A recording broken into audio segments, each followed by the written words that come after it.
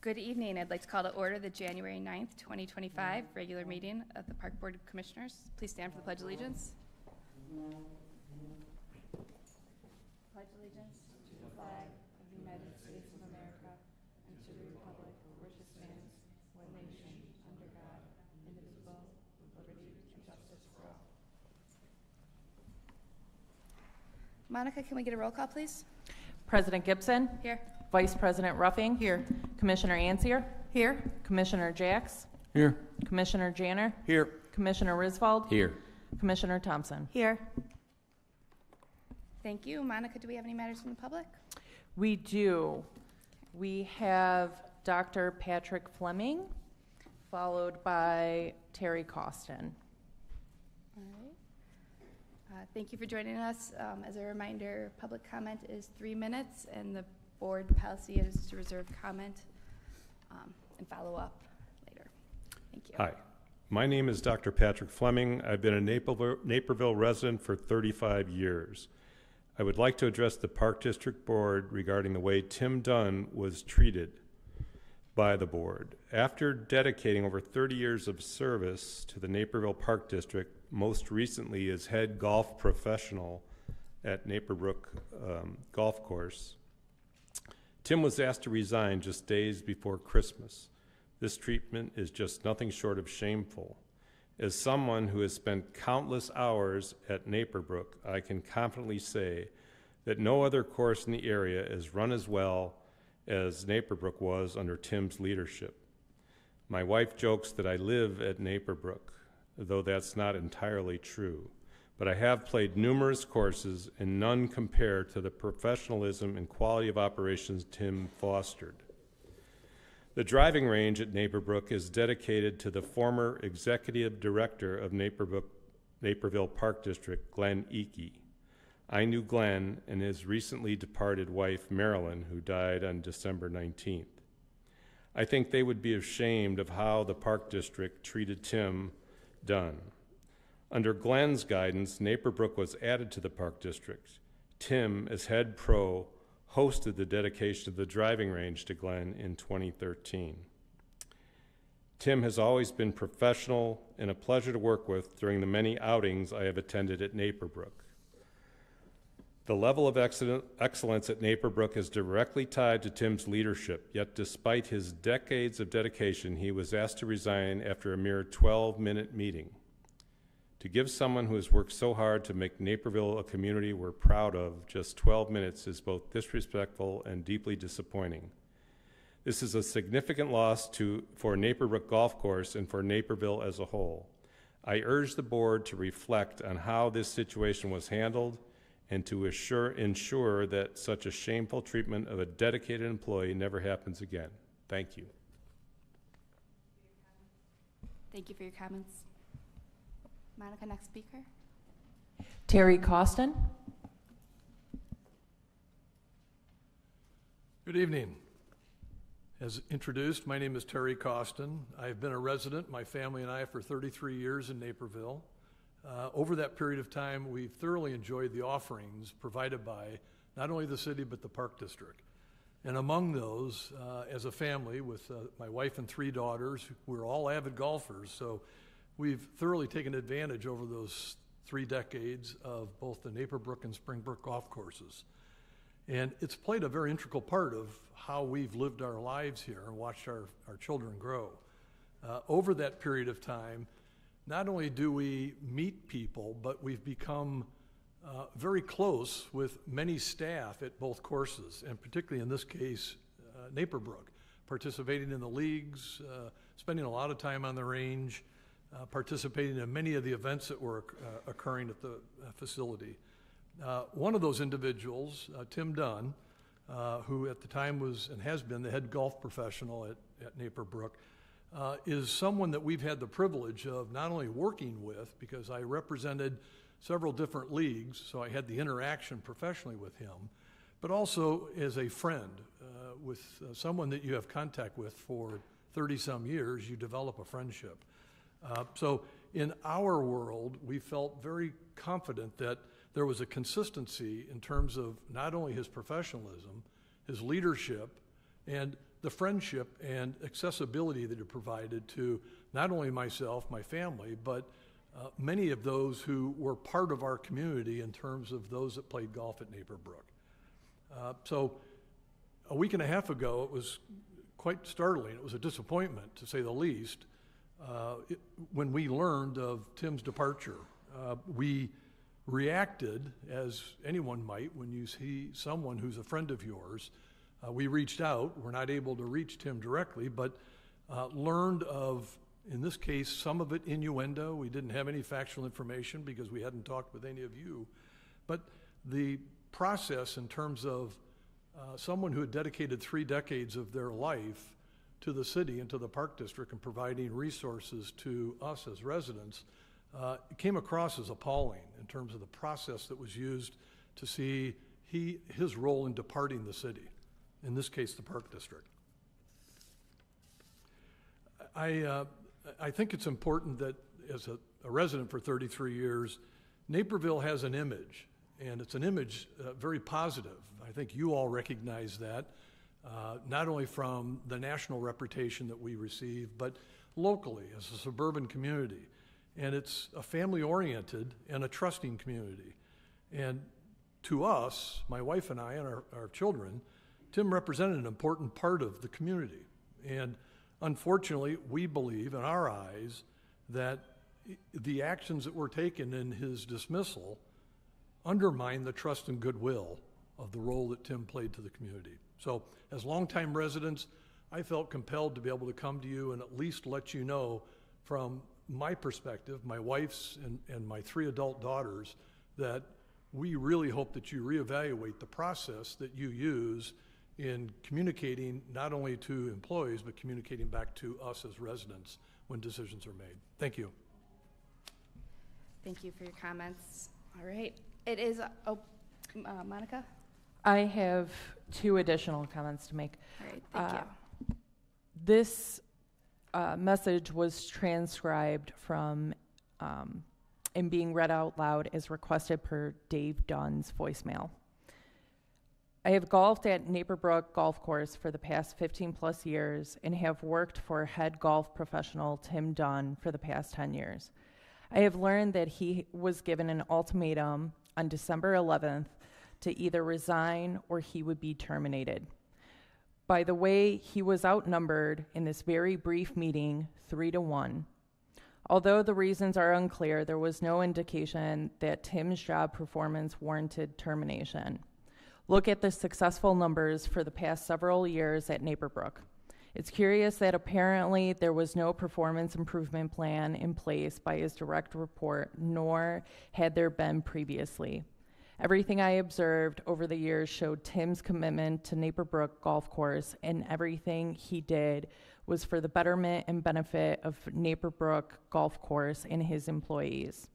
The Naperville Park District needs to be aware of this injustice and investigate the motive behind this wrongful termination and forced resignation. Thank you. I have another comment from Nancy Dunn that she requested to be read out loud per her email. I would like the Naperville Park District Board and City Council to look into the forced resignation of Tim Dunn, head golf pro at Naperville.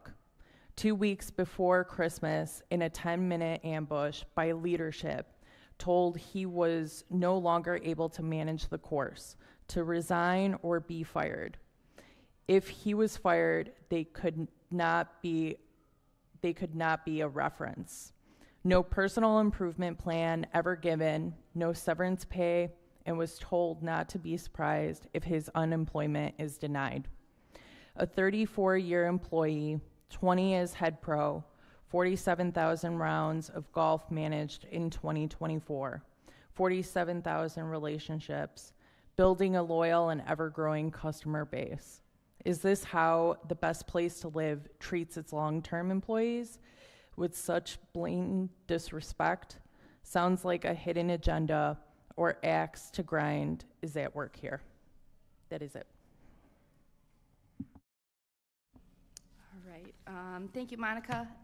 It's the practice of the board not to engage during public comment, but rather to follow up as appropriate with community members after we've had a chance to look into the matter. It's my understanding that the commenters tonight and the emails, Executive Director Wilson has already communicated with them on our policy of confidentiality concerning personnel issues. The board has been made aware of the circumstances surrounding Mr. Dunn's employment. Personnel matters fall under the responsibility of the Executive Director, and among the board's responsibilities are establishing district policies and approving budgets. As elected officials, our job is to ensure policies and budgets reflect the best interests of the public and are in line with responsible use of tax dollars. The Executive Director is then tasked with ensuring board-approved policies are followed. I'd like to ask District Attorney Price to comment on the district's position on maintaining confidentiality of personnel issues. Thank you, President Gibson. So I want to make it clear for the folks who've spoken here and for those watching on TV that I have advised the board beyond the rules about tonight and not engaging in debate on public comment during the meeting. But in general, to make no comment on this specific employment matter, and here's why. Despite the fact that an absence of information can be frustrating, can lead to misunderstandings and all the rest, it's important, and my advice remains, that the board not comment on this specific matter. Employment by a unit of local government is unusually public in many ways. Salaries of many of the personnel, including Tim Dunn, are published. They're not just available to the public, they actually actively have to be published by the Park District. And that's not true of many of us in the private sector, having our salaries and benefits published to the world so that everybody know what we make. Likewise, all of the personnel policies that each of the employees of the Park District has to follow, all of those directives are available online, they're available to the public, and they are often used as a cudgel by members of the public with our staff. Those are voted on by the accountable elected officials here, and they are also well known. All of that reflects the special duties owed to the public about how we manage and supervise and discipline employees in the public sector, all in the interest of delivering services. But Illinois law also recognizes that not every matter about an employment relationship, no matter how public, should be aired in public. And therefore the Open Meetings Act, for example, allows and authorizes the discussion of specific employees and their specific performance or discipline to be kept confidential. That protects not only the district, but innocent parties who may be involved in the specific performance problem, and to some extent it protects the employee. And that was the case here. The process that led to Mr. Dunn's resignation was not days or hours, it was months long, and has been handled as a confidential matter for those many months, and it should continue to remain so. Moreover, this is not a binary situation. All of the positive things said here tonight about Mr. Dunn by loyal members of Naperbrook and friends and family in the written comment, all of that can be perfectly true, and it can still be the case that there was a perfectly valid process concerning violations of district policies that led to a change in employment status. All of the positive things that have been said about Mr. Dunn here were in fact known and considered by staff and the executive director in this process. They were not ignored, they were not unrecognized, and the idea in some of the comments that have been said, not not here publicly tonight, but in the correspondence that the district has received over this, this is the result of some sort of personal agenda, some conspiracy, some sort of ill motive, is a disservice not only to the district, but it's a disservice to Mr. Dunn. And there's no way to correct people who have those impressions. There are some cases born out of a loyalty to Mr. Dunn or out of anger or frustration. But the fact of the matter remains that although it was part of the careful, professional, and deliberate process of our HR department and the executive director, no further comment should be made about it. The fact is that Mr. Dunn has resigned, and no matter how disappointing that is for many of the people in this room, that's the facts, and it should remain that way, and I don't recommend any further public comment on this. If you're approached in public about the matter, it should simply remain confidential, and we move forward that way.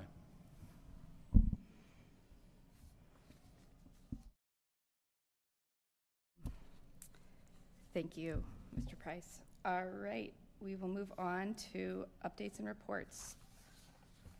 I will start with the Riverwalk Commission. We met yesterday. It was a pretty brief meeting. We talked about the history of the Riverwalk and clarified some dates. We also talked about the 2024 annual report for the Riverwalk Commission. Because it is still being finalized, I'll just point out a couple highlights. In 2024, some of our accomplishments included the Prairie Nature Garden, which is back behind Centennial Beach. And we restored the Riverwalk Labyrinth, which is right across from City Hall on the other side of the river. The contrast of the bricks never really popped, so now it actually shows its true design. It's worth swinging by. We also worked with some occupational therapy classes at North Central College, who gave us some advice about making the Riverwalk more accessible. So we installed an extra bench along the lower Riverwalk at their suggestion.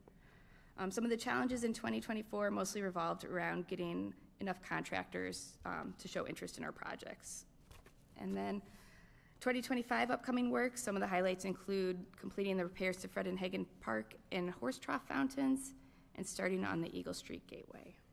The next meeting will be February 12th at the Naperville Municipal Center. And there will also be a meeting February 25th at 9 a.m. in Council Chambers where there will be a presentation on the history of the Riverwalk that the public is invited to attend. I think it's going to be really interesting. So, all right, thank you. Next on, we'll go to Finance Committee. No report, but I'd like to formally welcome our new Director of Finance, Tricia Dubiel. I'm really looking forward to working with you. Thanks for being here tonight. Thank you. Legislative Committee? No report. All right. Parks and Rec Committee?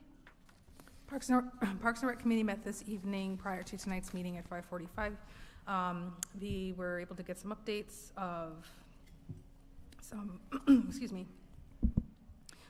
different things with some new business information that will be coming to the board later about independent contractor agreement for program instructions, some golf cart sale partnerships with the school district, and capital projects updates with the different reports and updates from the different divisions.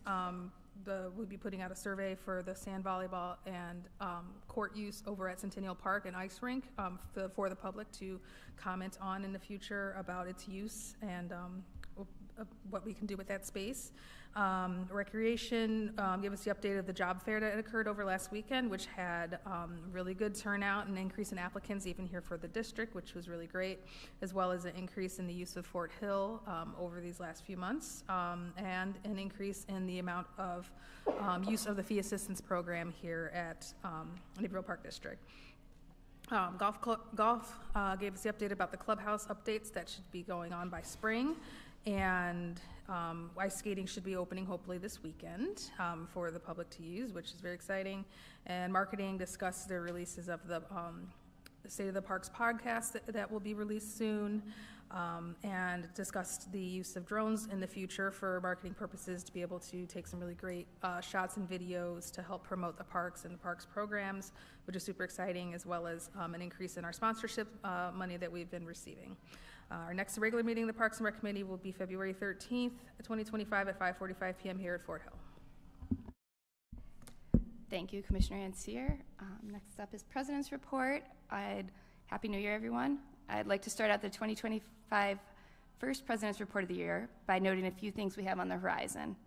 This year's district goals include implementing recommendations for the indoor recreation space needs assessment, update district's strategic plan, update the district's ADA transition plan, accomplish inclusivity and engagement team district-wide initiatives, continue to invest in attracting and retaining staff across the organization, develop a plan to address outdoor district-wide signage, assist with hosting the 2025 Naperville Healing Field of Honor at Rotary Hill, and to complete the agency preparations for CAPRA reaccreditation, in 2026.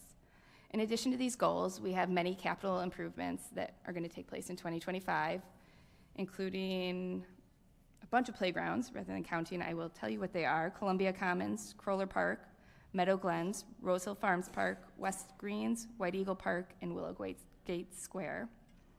We're also looking forward to starting site improvements at Nike Sports Complex, which will last from expected to last from 2025 to 2027. Site improvements at Ron Ori Community Garden Plots, which we're really excited about. It'll span 2025 to 2026, and it'll make the garden plots more accessible. And we're excited to be adding 2 new parks to the Naperville Park District, Polo Club Park and Fairlane Parks, which will bring our number of parks up to 140 parks. We plan to accomplish this as well as maintaining what we have and continuing to be a national leader in parks and recreation by providing and promoting high-quality experiences and facilities at a great value to our community. These goals and projects demonstrate our unwavering commitment to enhancing the quality of life for Naperville residents. As we embark on another exciting year, I'm confident that with the support of this board, our staff, and the community, we'll continue to raise the bar and achieve great things. Next, I will hand it off to Executive Director Wilson. Thank you, President Gibson. Magical Starlight Theater's production of Cinderella opens this Friday with performances scheduled for January 10th through 12th and January 17th through 19th. Discounted pre-show tickets can be purchased for $20 each via the Park District's website until 4 p.m. on the Friday of each performance weekend. After that point, tickets are $23 each and available only at the door. The performances are held at the Naperville Central High School auditorium. Fort Hill Fitness, located right here in the Fort Hill Activity Center, is running a zero enrollment special for new fitness members throughout the month of January.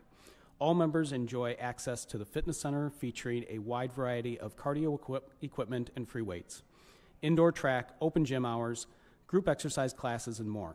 Visit the award-winning Fort Hill Activity Center to tour the facility, become a member, and begin your fitness journey. The Park District is pleased to offer new skill-leveled adult pickleball leagues at the Fort Hill Activity Center. 3 different levels were developed to accommodate varying skills and experience with the goal of providing opportunities for play in a fun, social, and competitive environment. The Winter League begins Tuesday, January 21st. Additional details and registration information can be found on the Park District's website. Families are invited to stop by Knock Knolls Nature Center for Nature Discovery Days, a free drop-in program on Saturday, January 18th and Monday, January 20th during regular Nature Center hours. January's theme, Animals in Winter, features self-guided activities designed for parents and children to learn more about which animals can be found in our local environment and what they do during the winter months. And finally, I would also like to welcome Tricia Dubiel as the district's new Director of Finance. Tricia joined us from the Bolingbrook Park District, where she served as the Superintendent of Business and Finance since 2011. Tricia started her new role with us on December 30th and is attending her first board meeting this evening. So welcome, Tricia. We're excited to have you as part of the team. Thank you. Thank you, Executive Director Wilson. Next up, we will have the Treasurer's Report. Move to approve the November 2024 Treasurer's Report. Second. Roll call, please. Vice President Ruffing? Yes. Commissioner Thompson? Yes. Commissioner Ansier? Yes. Commissioner Jacks? Yes. Commissioner Janner? Yes. Commissioner Risvold? Yes. President Gibson? Yes. Monica, would you please read the consent agenda? Item 5.1, approved December 2024 disbursements in the amount of $3,904,923.21. 5.2, approved December 2024 customer refunds in the amount of $1,908.76 or 67 cents, excuse me. 5.3, approved December 12th, 2024 regular meeting minutes. 5.4, approved December 12th, 2024 executive session closed meeting minutes.